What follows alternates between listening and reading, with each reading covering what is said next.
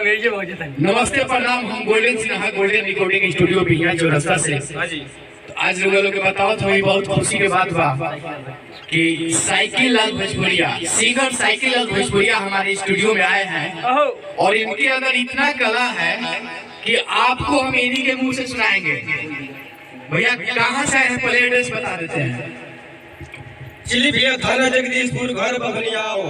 आप श्रोता समाज लोग हम पौलगी गोड़ छुड़े गोड़ लागत नहीं।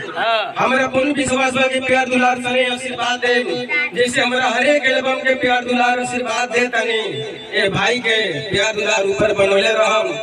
चलिए एगो हम गाना आप लोग के बीच में हम सुनावत नहीं कि झूला के ऊपर खेसारी जी के बकरी, झूला के ऊपर खेसारी जी के बकरी कहती जाई ममू नगरा में, नगरा में, लगरा में।